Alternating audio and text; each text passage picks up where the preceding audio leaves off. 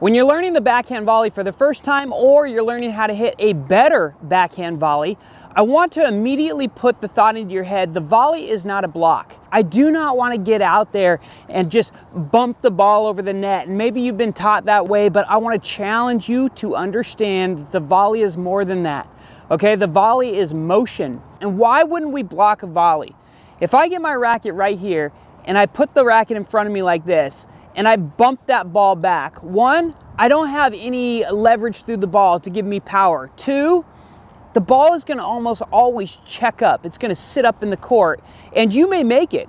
When you block a volley, you can make a lot of balls in the court, but it's not always about just that. It's about when I make that volley and I get the ball back in the court, what is it doing? If I hit the ball and it bumps up, they're gonna smack a ball hard at me, and then I'm gonna lose control on the next volley. So it's really a thought process about that. Now, if I'm not going to be blocking the ball, and there are times that happens, I'll go into that in a second, but if I'm not going to be blocking the ball, well then what do? Well, just like on the slice video, we got to bring this racket up high, okay? Up high, and we got to take it back. And that may sound crazy because it's a volley, but I promise you this is not wrong. What I'm showing you is absolutely correct. So we're bringing this racket back up here like this, okay? Why would I do that? Well, the reason why I need to be bringing my racket back is because when I start here like this, I'm gonna do two things. I'm gonna have a little bit of length on the shot, okay? So if this was contact right here and my racket's back here, there's that much length to the shot. What does that do? That pushes the ball through the court a little more firm, a little bit stronger, okay? And also, when I get that racket back here, I'm gonna be imparting a little bit of backspin. So what you need to know is when you take this racket back, you take it back with your left hand. So I'm gonna be like this. I'm gonna draw that racket back with my left hand here. If I do not do that, if I come in and I just take my racket back like this racket's gonna wobble a little bit. It's gonna go just like this. See how it does that? And what happens when you go to do that, you end up swatting the ball, you swat it down, you hit it up. We don't know where the ball's gonna go. It goes random places because the racket face ends up in random places. So you gotta take that left hand and you gotta draw it back. Well, if I draw it back, how far do I go? Also like the slice, just like on the slice, we're gonna take this racket back like this, and you could see the racket head behind me. Now, there's some times that you do that on the volley too. So let me explain that real quick. If the ball is moving slow, okay, that is gonna give me the time to draw my racket back much further than I typically would be able to pull it back. Why? Because I have time, okay? And as my time gets robbed, so let's say they hit a ball really, really hard and it surprises me, well, I'm gonna go into a block motion. Now, that's funny because I just told you not to block the ball, but here's why I tell you that. When you are practicing, okay, you never want to block a ball. A blocked volley should be an instinct. That ball gets hit really hard and my brain tells me I can't make the shot, and it just naturally goes in there and it blocks the shot, okay? And that's just to get one more ball in play when they hit a shot that was so great. But if they're at the baseline and they are not ripping balls at you, then you need to bring this racket back, okay? And if they're hitting a firm ball, your average tennis ball that you play your level at, you should be able to bring your racket right about to your shoulder right here, okay? You should be able to bring it back that far. And in reality, I'm not actually pulling the racket back. I'm simply setting the racket right here using my left hand, okay? Now watch this. All I do is I turn a little bit and then I take that step, and look how far back the racket is. I haven't even moved my hands. My hands are directly in front of my sternum still. So I'm still standing like this, okay? So when I get in here like that, well now all I've got to do is push the racket away. Now, in saying that, we've got to make sure that the racket is higher than the tennis ball. That's really important. If I take this racket and I go from this position here, let's say they hit a low volley to me, okay? They hit the ball down low. And I get it from here and I drop it like this, look what happens. You see how that racket face is open like that?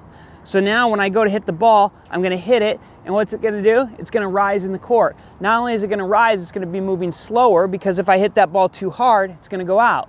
So it's up high and it's slow in the court. That means that they're gonna rip the next ball. I'm gonna lose control of the next volley. So it's really important when I bring this racket back like this, that I bring it back up high, even though the ball's down low. It sounds crazy, right? But when I get it up here like this, I'm gonna drop down to the ball, and then I'm gonna push my hands out, okay? And that motion, what's that motion create? That motion creates a slice. So I'm up here like this, I'm dropping down, and I'm pushing through.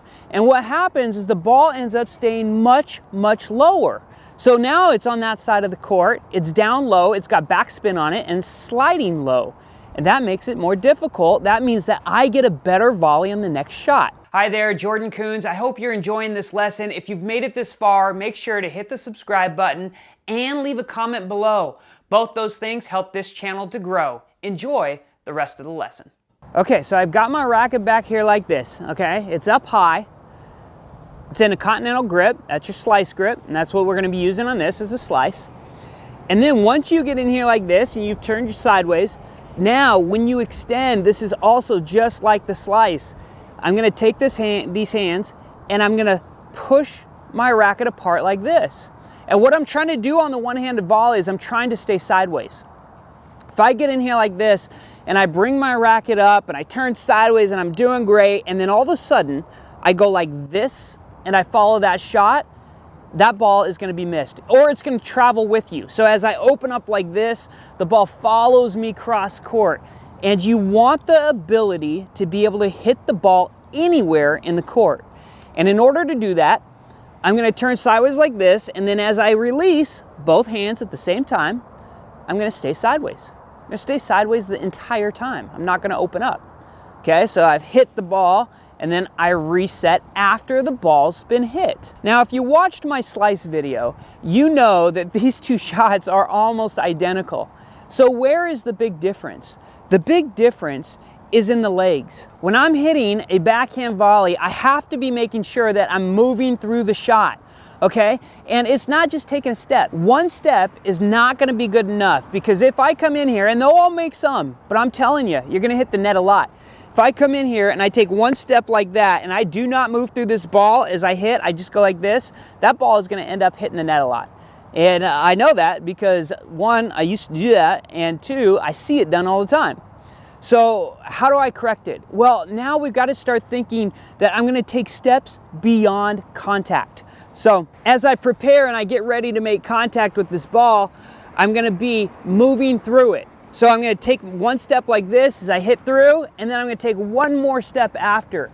And it basically is a situation where I'm walking through the ball.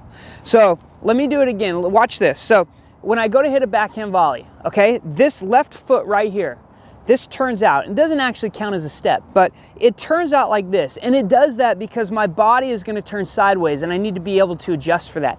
So I turn out like this. Now, I'm gonna make contact and my right foot won't actually hit the ground yet, okay? This is proper volleying. I turn out, I make contact right here like this, and then I step through, and then most people finish it right there, but I'm not done yet. I need one more step forward, okay? So it's turn out, hit your ball, and step through. And that motion, that walking through the ball, I call it walking, but you're probably running at the time, to be honest with you. But that motion through the ball will make sure that you do not hit the net when you're using your slice to volley. So we've covered how your racket moves, how your body stays sideways, and what your feet do. So what's left? Well, what's left is contact point, okay? Most people think that when they volley, they're gonna hit the ball out in front here.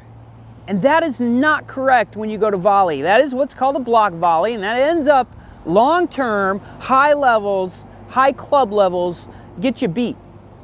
So what I'm gonna do is I'm gonna wait for contact. I wanna make sure contact gets back right off this leg, okay? So this plane right here. If I can make contact right in this area, right there, I'm gonna hit a much better volley. And there's a couple reasons for that. When you volley really well and you really get the idea of this, you start working on the inside and the outside of the volley. And when you learn to wait for it, again, this is just like the slice, when you learn to wait for it and get your contact back in here, you are able to slide on the inside of the ball. You are able to hit straight through the ball. And that makes the volley more difficult for your opponent. Now, the more that I hit out in front of me, especially on a low ball, that more the ball will rise, because I get in here like this, I hit out in front, and that racket face has to open up because the motion has to continue a little bit, or even if you bump it, you're going to be going like this, and that racket face will open and the ball will check up on you. So we're learning to get contact more beside the body, a lot more than what people think it is. Those are a few of my tips on how to volley better. Well, thanks for watching today's lesson. I hope that you got something out of it. I know that I did just from putting this video together. Again, make sure subscribe to the channel, leave a comment down below, and I'll see you again on the next one.